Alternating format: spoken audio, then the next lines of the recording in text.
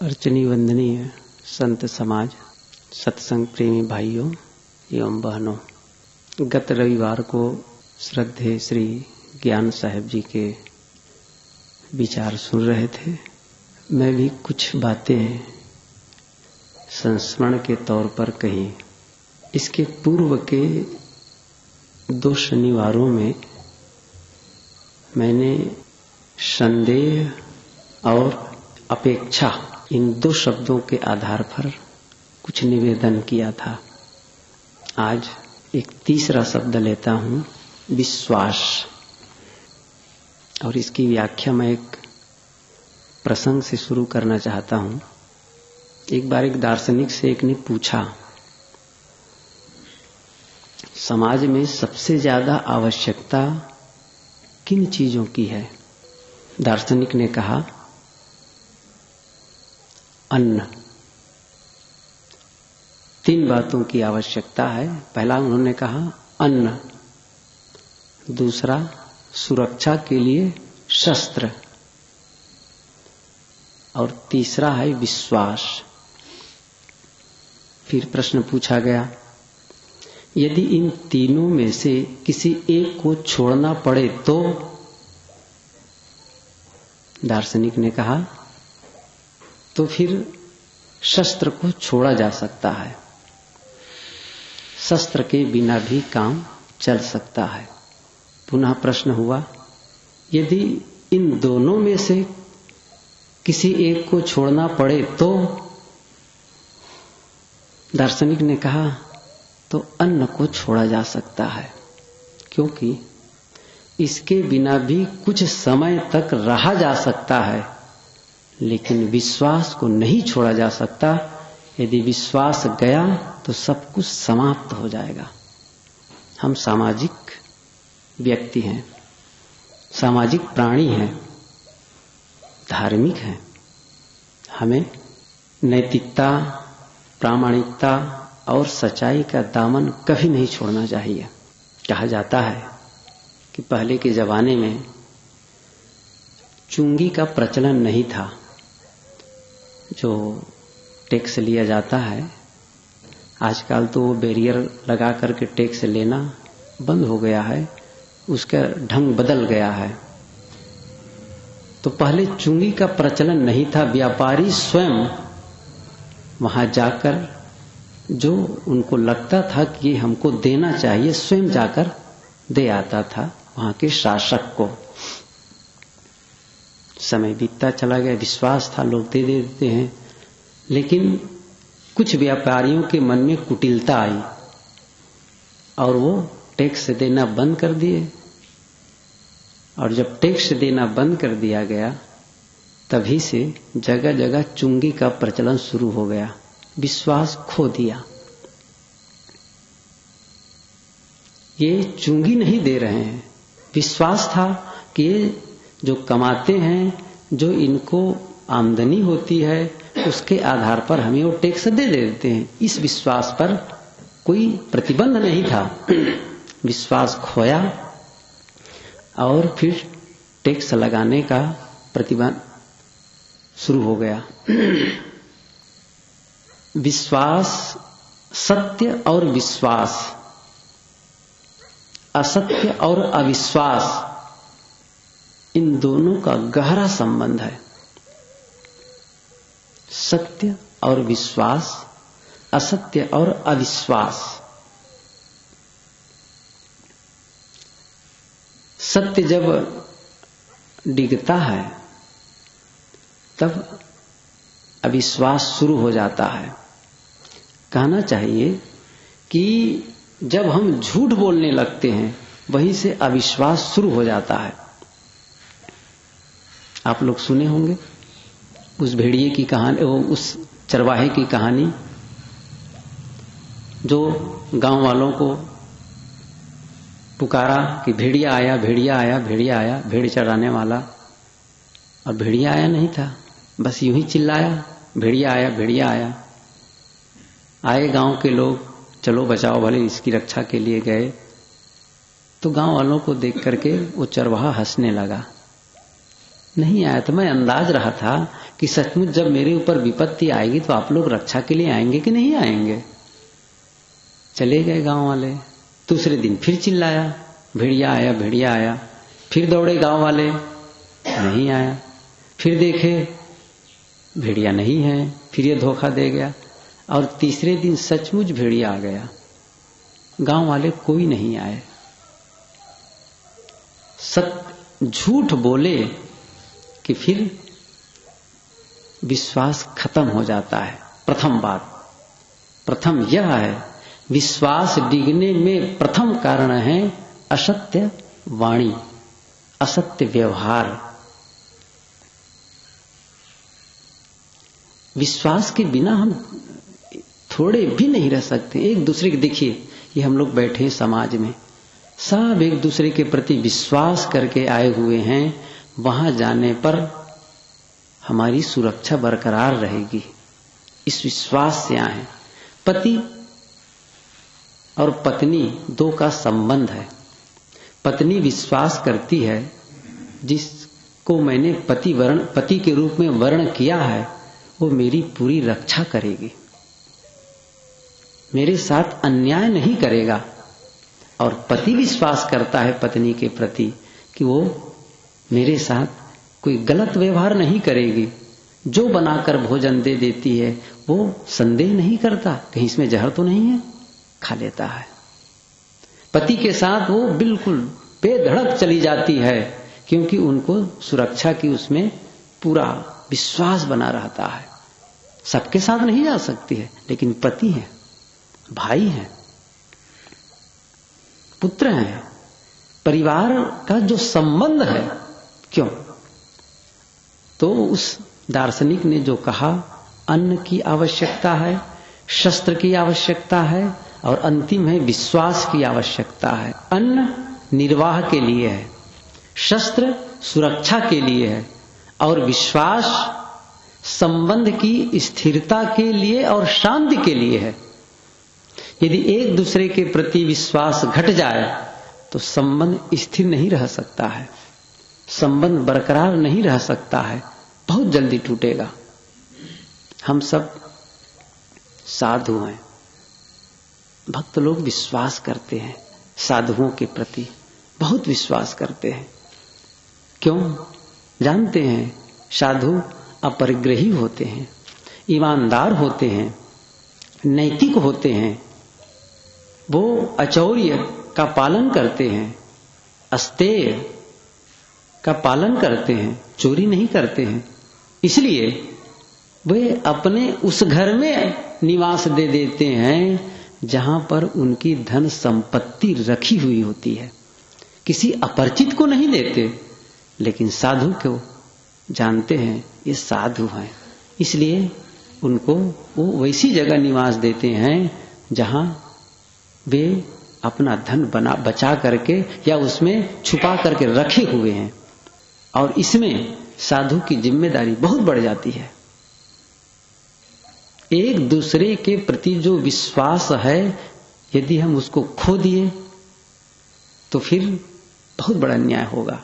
मैंने कहा कि कोई आदमी जब झूठ बोलता है तो उसमें एक बात, उसके प्रति विश्वसनीयता खत्म हो जाती है। दूसरी बात, जब कभी वो सत्य बोलता है तो भी उस पर विश्वास नहीं होता फिर, क्योंकि यह मान लिया गया कि आदमी झूठ बोलता है, तो उसके सत्य पर भी विश्वास लोगों का नहीं हो पाता है। इसलिए इसमें साधु की जिम्मेदारी बहुत बढ़ जाती है। हम सब साधक हैं, भक्तों ने विश्वास किया हमारे ऊपर, हमको ऐसा आचरण कभी नहीं करना चाहिए, ऐसा कोई काम नहीं करना चाहिए जिससे उनका विश्वास डिगे, उनके विश्वास में किसी प्रकार आंच लगे। हमें वह हर काम करना चाहिए जिससे साधु और भक्तों का विश्वास बरकरार रहे। वो हमें देख करके संतोष पाते हैं, और कहीं देख करके उलझन में आ जाएं, आतंकित हो जाएं, हमसे किसी बात को लेकर के कष्टित हो जाएं। क्या मतलब साधु होने से? ऐसी बात कह दिए, ऐसा वचन कह दिए और उनके दिल को दुखा दिए। हुआ क्या? ऐसी चीज की मांग कर बैठे जिससे भगत बहुत पसोपेश में पड़ गया। क्या करूं, मेरी क्षमता इतनी नहीं है, दूं तो न दूं तो। क्यों? साधु हैं, संभालें अपने आप को। विश्वास कब स्थिर होगा? मैंने कहा कि संबंध की स्थिरता और शांति के लिए विश्वास बहुत आवश्यक है। हम सब एक दूसरे के प्रति विश्वास करते हैं। कोई गुरु दरबार में आता है, विश्वास से आता है कि वहां जाऊंगा, ज्ञान मिलेगा, शांति मिलेगी। परिवार में हर समय कोलाहल में रहता हूं, शांत बैठूंगा, गुरु के वचनों को सुनूंगा, इस विश्वास से आता है। और गुरु के दरबार में आकर कलह सुने, किस विश्वास से आएगा? हम भगत हैं, कोई भी हो, धार्मिक हैं, धार्मिक के प्रति विश्वास, यदि धार्मिक ही एक दूसरे के प्रति, दूसरे के साथ विश्वास का व्यवहार न कर पाए, ऐसा व्यवहार न कर पाए जिससे उनका विश्वास उठ जाए, कैसे काम बनेगा? हम धार्मिक हैं, हम साधु हैं, हम पर विश्वास करते। मैंने ये भी कहा कि वो ऐसी जगह निवास दे देते हैं भक्त लोग जहां पर वो अपनी संपत्ति रखे रहते हैं। एक उदाहरण याद आया, संस्मरण है, बड़े गुरुजी की बात है, बहुत पहले की घटना है। अयोध्या वाले जो हमारे बड़े साहब थे, तो समाज था, कई भक्त संत थे साथ में। उत्तर प्रदेश की बात ही है, एक गांव में निवास कर रहे थे। रात की बात, डाकू आ गए डाका डालने के लिए। तो सब जगह यहां वहां जा रहे थे, उनके घर उनके घर। अब जहां गुरुजी का निवास था और संतों का, वहां भी वो आ गए। तो हुआ क्या था, तो घर की जो मलकिन थी वो अपना जितना गहने थे, जितने गहने जेवरात, उसको एक पोटरी में बांध के गुरुजी के चौकी के नीचे फेंक दे गई। कम से कम यहां इसकी सुरक्षा बरकरार रहेगी। अब सचमुच वहां भी आ गए वो डाकू। तब एक संत ने कहा, अरे देख रहे हो, साधु संत हैं, फकीर है, वहां भी तुम लोग आ गए, क्या मिलेगा यहां पर, कुछ तो समझो। अरे अरे साधु, चलो चलो चलो चलो चलो, डाकू कहे और भाग गए। सोचिए इस बात को, ये घटना है, मैं कोई कल्पना की बात नहीं कह रहा हूं। उन्हें विश्वास था घर वाले को कि मैं साहब के खाट के नीचे फेंक दूंगा तो वो सुरक्षित रहेगा। वो संदेह नहीं किए, गुरु मानते हैं। मैं ये कह रहा था कि एक हम विश्वास जब ऐसा काम करते हैं जिससे दूसरे का भी विश्वास हम पर बढ़े, हम ऐसा कोई व्यवहार ना करें जिससे हमारे प्रति लोग अविश्वासी हों, बहुत ही गलत होगा। दो बातें इसके दूसरे पक्ष में भी कहना चाहता हूं। सत्य के प्रति विश्वास आवश्यक है, उसके बिना हम लाभान्वित नहीं हो सकते। लेकिन असत्य के प्रति कहीं विश्वास किए तो धोखा खाएंगे। असत्य के प्रति भी कहीं विश्वास कर लिए, जो है नहीं, जिसका अस्तित्व नहीं है, उसके प्रति विश्वास किए बैठे हैं और उसको पाने के लिए भटक रहे हैं आज तक, फिर धोखा खाना है। संसार के प्रपंच में, इस संसार के विषयों में, संसार के भोगों में सुख नहीं है, लेकिन हमारा मन मान बैठा है, इतना विश्वास कर बैठा है कि सुख अब मिलेगा, अब मिलेगा, अब मिलेगा, अब। छोटे छोटे बच्चे होते हैं, आप लोग भी देखे होंगे और सब भी ये किए होंगे, तितली को देख करके बहुत मचल जाते हैं, बड़ा अच्छा लगता है। तितलियां बैठी रहती हैं, बस वो पकड़ने जाता है। आप लोग भी प्रयास किए होंगे तितली को देखकर पकड़ने का। तो जैसे वो पकड़ने जाते, तितली उड़कर दूसरी जगह बैठ जाती है, फिर वहां जाता है, फिर पकड़ना चाहता है, फिर वो उड़कर दूसरी जगह चली जाती है। और यह क्रम वो पीछे, तितली के पीछे वो दौड़ा करता है। समझदार आदमी खड़ा रहता है, बेटा क्यों तितली के पीछे दौड़ रहे हो, वो हाथ आने वाली नहीं है। हंसता है समझदार आदमी। ज्ञानी हम लोगों की मूर्खता पर हंसता है, जो कभी हाथ आने वाली नहीं है, जिस सुख के पीछे भटक रहे हो उसको पकड़ना चाहते हो, अब उसके पीछे दौड़े जा रहे हो। गलत पर विश्वास करेंगे तो धोखा खाएंगे। परमात्मा मिलेगा, विश्वास किए बैठे हैं, आज नहीं मिला कल मिलेगा, कम से कम, अरे भाई जीते जी नहीं मिलेगा तो मरने के बाद तो मिलेगा, दिखाया जा रहा है, धोखा खाएंगे। और मैं ये कह रहा था कि सत्य के असत्य में विश्वास करके धोखा खाएंगे, लेकिन सत्य में भी विश्वास न करें तब भी धोखा खाएंगे, तब पूरा लाभ नहीं मिलेगा। अब जैसे यहां आ गए, कहां है ये? कबीर आश्रम। अब कबीर आश्रम में खड़े हैं, अभी कहिए कबीर आश्रम है, मुझे तो नहीं लगता कबीर आश्रम है, मुझे विश्वास ही नहीं होता है कबीर आश्रम है। कोई बात हुई? इलाहाबाद में बैठे हैं, इलाहाबाद के कबीर आश्रम में बैठे हैं, और तो भी आपको विश्वास न लगे कि इलाहाबाद का कबीर आश्रम है, तब यहां आकर के लाभ नहीं पाएंगे आप। जो है, अस्तित्व है, उस पर विश्वास करना आवश्यक है। आपका अस्तित्व है, आत्मा है, उस पर भी विश्वास नहीं करेंगे तब लाभान्वित नहीं हो पाएंगे। इसलिए विश्वास आवश्यक है। हमको सर्वथा किसी पर, आरंभ में सर्वथा किसी पर अविश्वास भी नहीं करना चाहिए और विश्वास भी नहीं करना चाहिए। दोनों बातें हैं, पूरा पूरा विश्वास और पूरा पूरा अविश्वास। ये आरंभ में हम निर्धारित नहीं कर सकते। हम लोग गुरु जी के पास आए, आरंभ में आए, गुरु जी को क्या पता कि ये साधक लंबे समय तक रह पाएगा? नहीं रहोगे, तुम जाओ। मुझे तो बात याद आती है शुरू में, जब शुरू में गुरु जी के पास आया, यहीं प्रीतम नगर के ऊपर कमरे में बैठा, तो जहां आजकल सत्संग होता है, बगल के कमरे में गुरु जी का निवास होता था।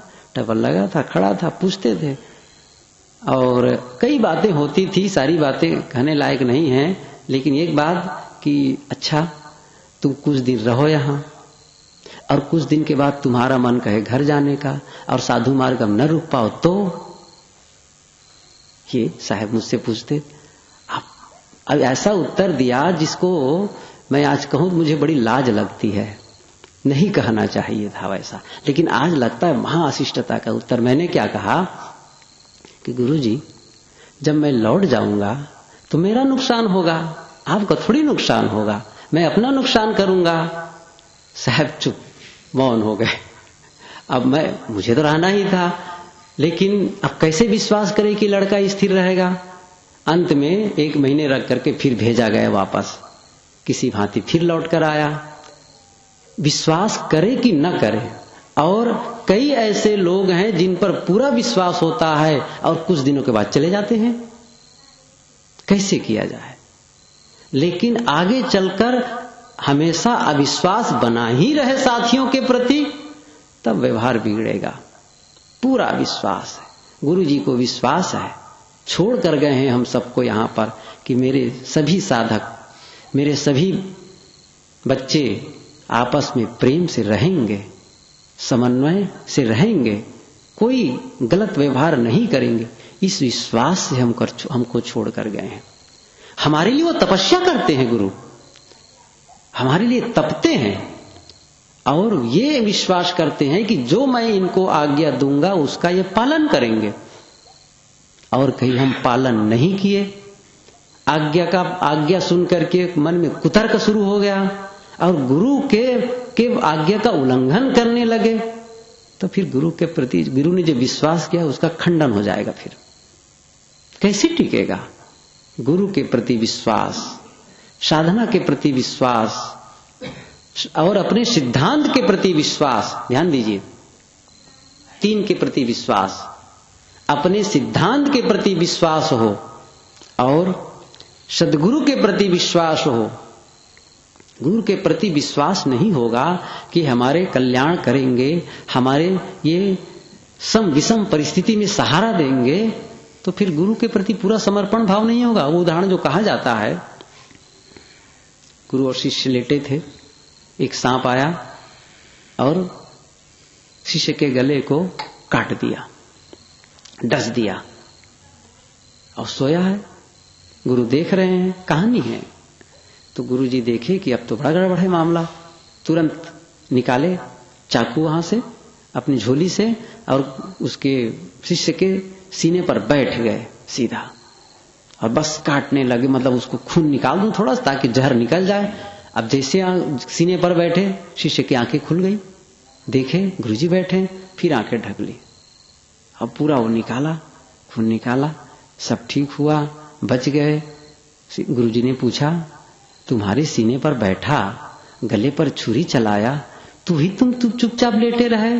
कहा, गुरुदेव आप जब मेरे सीने पर बैठ गए और छुरी चला रहे थे, तब मैं समझ गया जरूर आप मेरा हित करते होंगे, तभी ऐसा कर रहे हैं, मुझे क्या चिंता थी आपके रहते।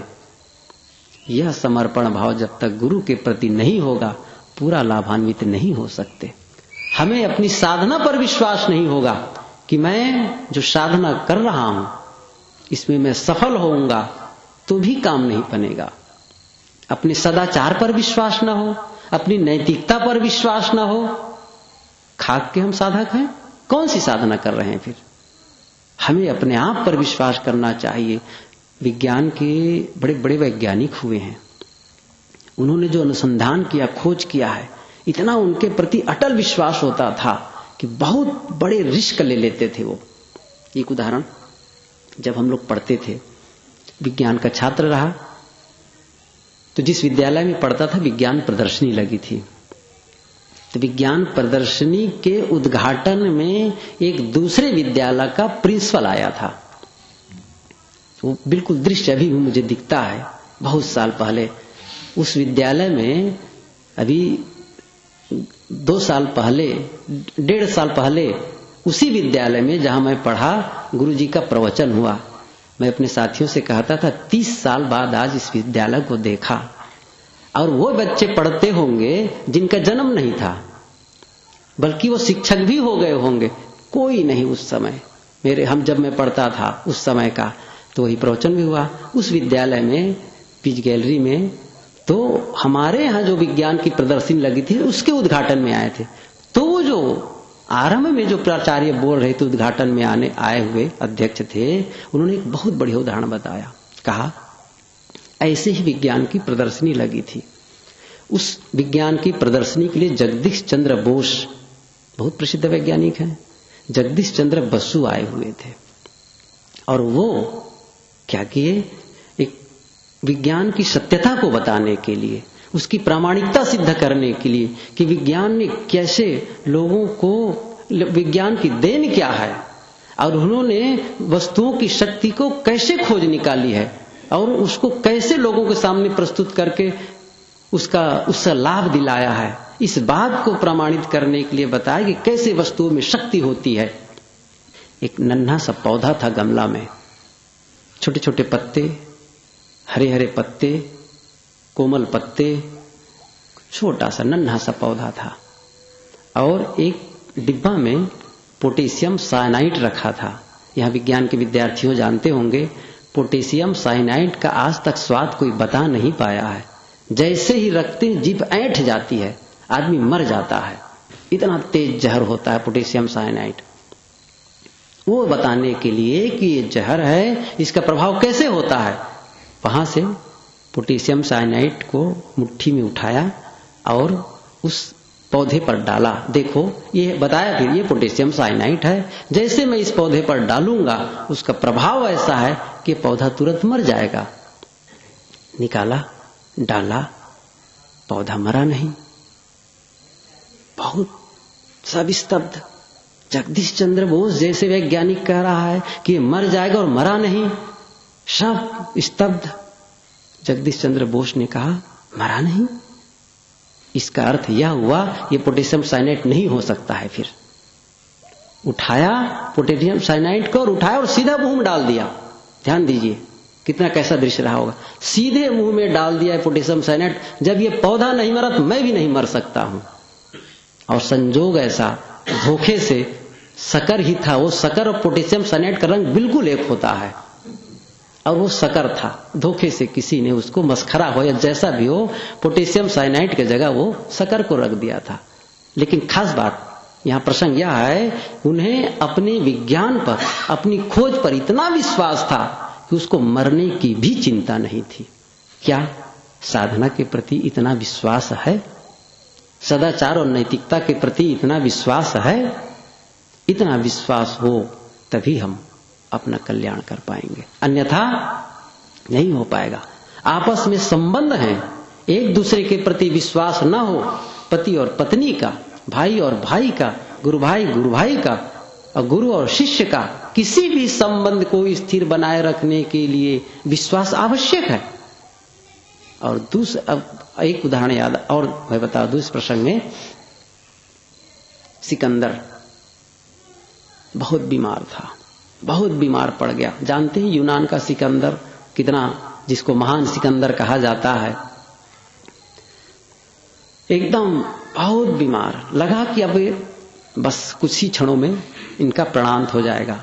और उनके पास बहुत नामी हकीम, एक से एक हकीम थे साथ, लेकिन कोई दवा नहीं दे रहे थे, इस भय से कि मैं दवा दूं और इसी दवाई के खाने के बाद कहीं सिकंदर की मृत्यु हो गई तो मुझे फिर ये दोष लगेगा, इन्होंने दवाई के बहाने सिकंदर की हत्या कर दी है। सब सन्नाटा, किसी की हिम्मत नहीं दवाई देने की। एक उनका विश्वास पात्र सेवक और मित्र था फिलिप। उन्हें भी संदेह था, मैं दवा बनाऊं और दवा यदि कहीं फायदा न करके कहीं नुकसान कर गई और कहीं सिकंदर का देहावसान हुआ तो फिर सारा दोष मेरे ऊपर आएगा। लेकिन सिकंदर तड़फ रहा था, वो सह नहीं पाया अपने स्वामी की इस तड़फन को। कहा, स्वामी आप थोड़ा धीरज रखिए, मैं दवा बना के लाता हूं, जल्दी ही आप ठीक हो जाएंगे। विश्वास था सिकंदर को उनके प्रति कि फिलिप उनका विश्वास पात्र सेवक है, और वो दवा के वो चला गया और वो दवा के इंतजार में रह गया।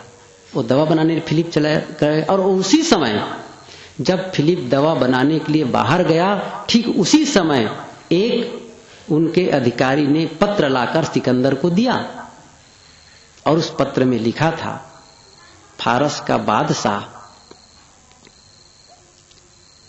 आपको विष देकर मारने के लिए षड्यंत्र रचा है, और इसके लिए फिलिप को तैयार किया है, और उसके बदले में उसको आधा राज्य और राजकुमारी की डोली देने वाला है। सोचिए अब आप, जिस प्रकार फिलिप ने ये व्यग्रता दिखाई थी दवा बनाने के लिए अपने से, तो सर्वथा उस पर संदेह हो सकता है कि निश्चित है ये जरूर मुझे मारने के लिए दवाई बनाने चला गया है। लेकिन सिकंदर निश्चिंत था, उनके प्रति पूरा विश्वास था। कुछ ही देर के बाद फिलिप दवाई बना करके लाया, और बस वो ले लिया सिकंदर उस प्याली को, कटोरे को, और एक हाथ में उस कटोरे को मुंह में लगाया, और जो पत्र को तकिया के नीचे वो चुपचाप रखा था उस पत्र को निकाला एक हाथ से और फिलिप के हाथ में थमाया, और बड़ी निश्चिंतता पूर्वक वो दवाई को नीचे निकल गया। और दवाई को पी रहे हैं इधर, और वो पत्र पढ़ रहा है। अब इधर लिखा है ये सब कि वो इस प्रकार से वो जहर दिया गया, वो किया गया है। उफ, इतना सन्नाटा, फिलिप के आंखों में आंसू आने लगे। सोचिए कैसा दृश्य रहा होगा। उधर सिकंदर दवाई पी रहा है, और इधर उसमें ये संदेह बताया जा रहा है कि फिलिप जहर दे रहा है सिकंदर को। फिलिप ने कहा, सरकार, हुजूर, मैंने अपने जानते बहुत सही दवाई दी है, कोई षड्यंत्र है ये, किसी ने मुझे फंसाने के लिए ये अभियोग लगाया, ये षड्यंत्र किया है, ये ऊपर वाले ही साक्षी हैं, मैंने कोई गलती आपके साथ नहीं की, कोई विश्वासघात नहीं किया है। हुआ क्या, कुछ ही देर के बाद सचमुच दवाई का चमत्कारी प्रभाव हुआ, और सिकंदर धीरे धीरे ठीक होने लग गए, पूरे ठीक हो गए। सिकंदर ने कहा, प्यारे मेरे प्राणदाता, तुम चिंता क्यों करते हो? यदि तुम्हारे ऊपर मुझे संदेह होता, अविश्वास होता, तो मैं दवाई ही नहीं पीता। विश्वास का फल कैसा होता है? जिनके प्रति विश्वास होता है कि ये मेरी रक्षा करेंगे, सब कुछ सौंप देता है। विश्वास डिगा, बचा क्या फिर? इसलिए हम सब ऐसा कुछ काम कर जाएं, ऐसा कुछ करें, ऐसी कुछ प्रामाणिकता सिद्ध करें, ऐसी नैतिकता का पालन करें, ऐसी सच्चाई का पालन करें, ऐसी ईमानदारी का पालन करें, ताकि हमें लोग जो धार्मिक कह रहे हैं उन्हें लग सके कि सचमुच ये एक धार्मिक व्यक्ति है, ये एक सत्संगी है। ये एक साधक है। साधक के प्रति विश्वास जो लोगों का है उसको हमें बरकरार रखना है। सत्संगी के प्रति जो लोगों के मन में विश्वास है उसे बरकरार रखना है। और अंतिम बात है विश्वास। मैंने कहा था बीच में कि विश्वास दिखता है झूठ से, विश्वास दिखता है चरित्रहीनता से। यदि हमारा चरित्र गलत है तो भी विश्वास नहीं होगा। चाहे जितनी योग्यता हम में हो और चरित्र सही नहीं है तो फिर विश्वास नहीं किया जा सकता है। ज्ञान है, वक्तव्य है, लेखन की क्षमता है, सब कुछ बढ़िया है, बहुत बढ़िया है, लेकिन यदि चरित्र सही नहीं है तो भी विश्वास नहीं किया जा सकता है। इसलिए हमें चरित्रवान होना है, ईमानदार होना है और साथ साथ एक दूसरे के प्रति विश्वास होना है। और मैंने ये भी कहा गलत के प्रति यदि विश्वास करेंगे तो भी धोखा खाएंगे। इसलिए सहसा किसी को भी हो परख कर ही विश्वास करो। ऐसा नहीं विश्वास की इस बात को सुन करके आप अजनबी के प्रति पूरा विश्वास कर लो और धोखा खा जाओ। ऐसा भी नहीं है कि वही कहा जाता है कि जान लिया तो न जाना तो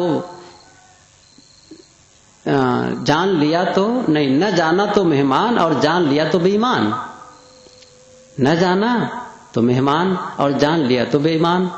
नहीं जानते थे, अब चोर है, विश्वास कर लिए, बदमाश है, आ गया है साधु के वैसे और भी वैसे ही, अब उसको मस्त आसन दे दिए, सब कुछ रह गया। बाद में पता चला बेईमान, तब तो गड़बड़ हो जाएगा।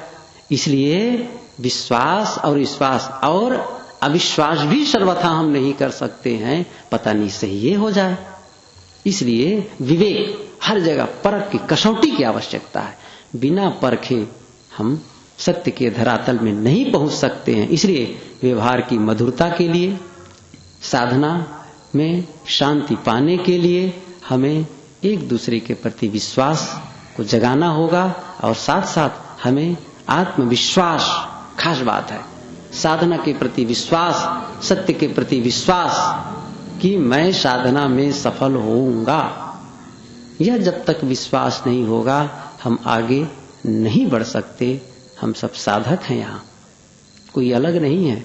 चाहे वो साधु के कपड़ा पहना हो, चाहे वो गृहस्थ का कपड़ा पहना हो, सब साधक हैं। साधक का यह नैतिक दायित्व है, अपनी नैतिकता को मजबूत करें, सच्चाई को मजबूत करें और इसी से हम जो लोग हम पर विश्वास कर रहे हैं उस विश्वास को बरकरार रख सकेंगे। बस साहिब बंदगी।